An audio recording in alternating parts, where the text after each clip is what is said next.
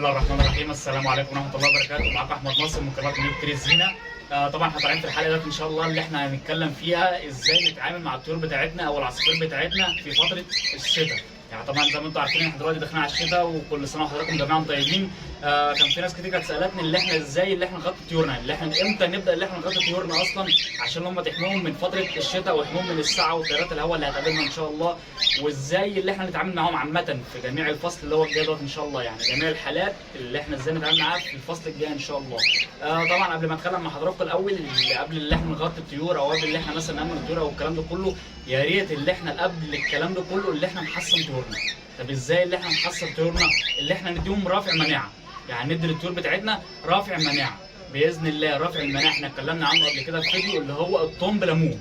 الثوم بليمون دوت عامه رافع مناعه، يعني يعتبر تقيل جدا للطير. احنا طبعا بنديه 3 ايام. اللي حابب ان هو يستفسر مثلا عن الثوم بليمون او حابب ان هو ازاي مثلا احنا بنتعامل معاه والكلام ده كله في فيديو عندي على القناه، تمام؟ يعني اللي حابب ان هو يستطلع عليه يخش يشوف. فطبعا احنا قبل ما هنعمل الكلام ده كله، قبل ما اللي احنا نخش على الشتاء، اللي احنا كده هنحصن الطيور بتاعتنا. هندي بقى ثوم بليمون، هندي بقى دواء بيطري، دواء بشري، المهم اللي احنا نحصن الطيور برفع مناعه، اللي احنا نرفع مناعه الطير عشان بعد كده ان هو يقدر يتحمل اي تيار هوائي او ان هو يتحمل اي حاجه في الشتاء، الساعه والكلام ده كله باذن الله. طب بعد كده بالنسبه للغطاء عامه انا ما بغطيش. انتوا زي ما انتم شايفين في ستاره، تمام؟ دي بلكونه عامه، هنا بصور في البلكونه دي ستاره قدام مني عشان اقابل العماره الثانيه او اقابل البيت الثاني. قدام مني شارع 20 متر، طبعا في هواء داخل وفي برضه ساعه وفي الكلام ده كله، مفيش اي مشكله. بس عامه انا زي ما انتم شايفين مركب ستاره زي دي كده، طبعا واخد البلكونه كلها، تمام؟ وبالنسبه برضه في ظهر الكاميرا عندي برضه هنا في ستاره برضه راكبه، عشان دي عامه دي راكبه صيف شتاء، يعني راكبه صيف شتاء، عشان برضه عامه ما بحبش حد مثلا ان هو يبص على الحاجات دي، او ما بحبش مثلا عشان برضه التيارات الهوائيه، عشان الكلام ده كله، عشان الشمس، عشان الحاجات دي كلها. فطبعا الستاره دي اصلا راكبه عندي صيف شتاء، يعني راكبه عندي صيف شتاء. طب بالنسبه للشتاء برضه في الشتاء بيكون هنا المكان عندي تلج، يعني بيكون عندي المكان هنا تلج. طب انا بتعامل ازاي؟ انا عامه ما بغطيش زي ما قلت لحضرتك. الستاره دي غنيانه عن الكلام ده كله، مفيش اي تيار هواء بيخش لي، مفيش اي تيار بيخش لي. طبعا انتوا عارفين مثلا درجه الرطوبه عندنا في الشتاء بتكون عاليه جدا، تمام؟ باجي مثلا بالنهار لو في شمس والدنيا حلوه والكلام ده كله، بروح فاتح الستاره ديت ومدخل الشمس للطيور عندي. دي الكلام ده كده في الشتاء، بنفتح الستاره لو في شمس والدنيا حلوه ومفيش هواء ولا في الكلام ده كله، بنروح مدخلين الشمس للطيور عندنا، بنفتح الستاره وبنخش الشمس عندنا، وبنيجي بعدين بنرجع نقفلها تاني. طيب بالنسبه لحضرتك بقى، لو انت مثلا ما عندكش ستاره وما عندكش الامكانيات اللي انت مثلا تعمل الكلام ده كله، في ناس طبعا بتروح مثلا جايبه الاسترتش اللي هو مثلا بتاع الاطباق الفل والكلام ده كله، الاسترتش هم بيغطوا بالاطباق.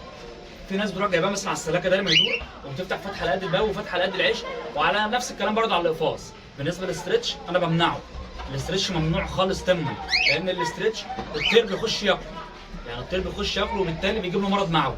فاحنا يا ريت اللي احنا نمنع الاسترتش او اي حاجه بلاستيك.